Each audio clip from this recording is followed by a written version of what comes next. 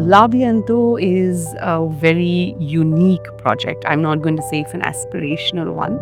It's unique because of the fact that it's not just two towers that are sitting on a piece of land, but there's something special that happens between the two towers that are placed in a certain way.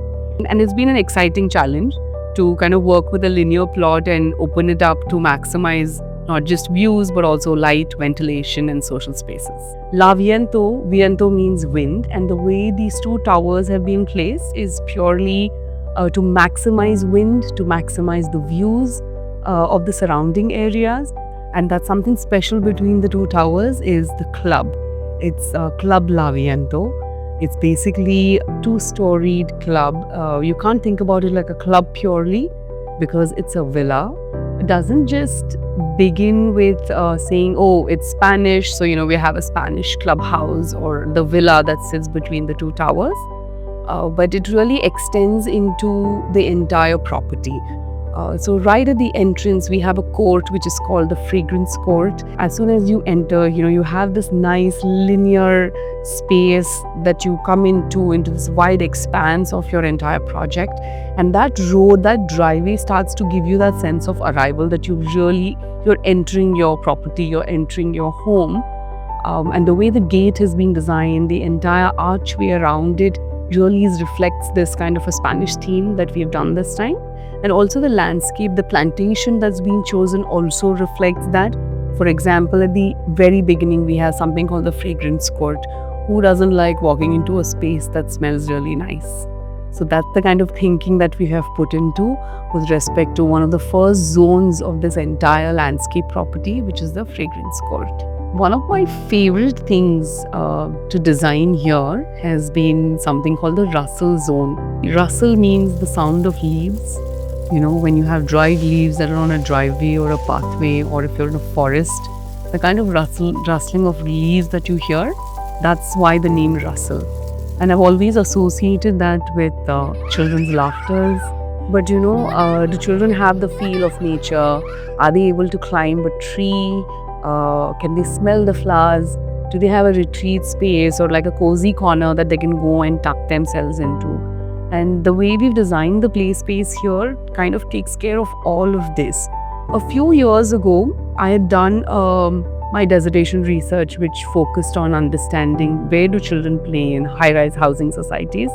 And we looked at entire Wakad and Hinjodi area for my dissertation. And at that time, we came up with this entire matrix of 40 different elements. And this is now being published in a scientific journal that, these are the ideal 40 play elements that should be there in a play space, at least as much as possible.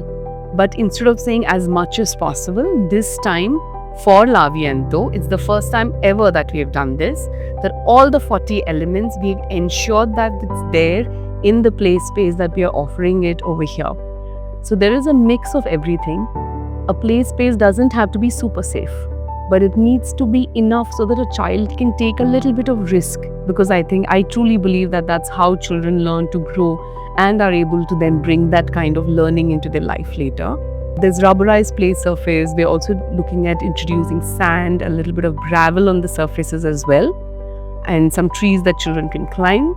The podium has, as I said earlier, the soul of the entire property, which is that Spanish villa, which is the club, the La Viento Club.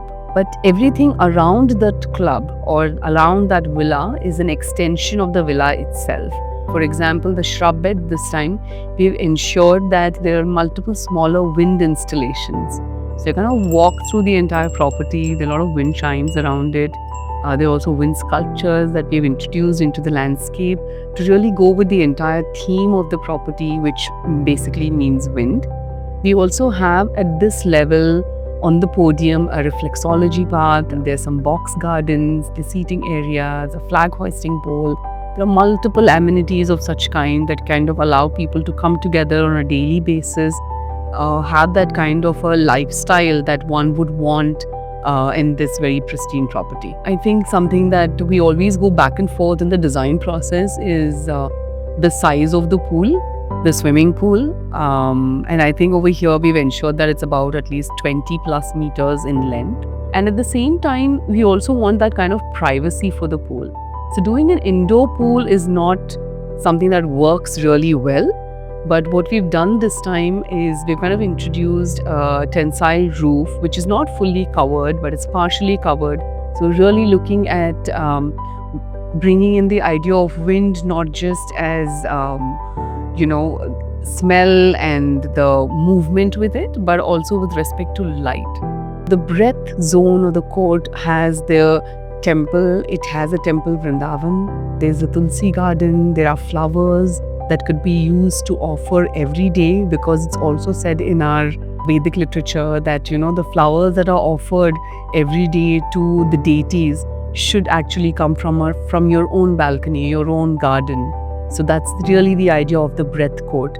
It's also a place where, there's a large gathering space ahead. So whenever there are celebrations, let it be Diwali, Ganpati, any other festival, it really is an opportunity for everyone to come together and be in this place. One of the zones closer to, the breath court, and it aligns again with your breath and how you use that breath, is the movement court, which is the larger play area or the multi-purpose court where young adults and adults as well can go over there and have a good game, play with each other, play ball games. And located adjacent to that is something that's very dear nowadays to all of us. So a lot of people have pets at home now, so we've ensured that we have a nice pet park with like a small pet gym. There's also a place for your pets to run around, to have some water. There's also like a water point that's been provided, so you can, if it's a rainy day, then you don't want to probably take your muddy doggy back home. You want to rinse them off before you do that. So we've taken care of these smaller things as well. So there's really a really nice place that we've created for pets as well in the entire property.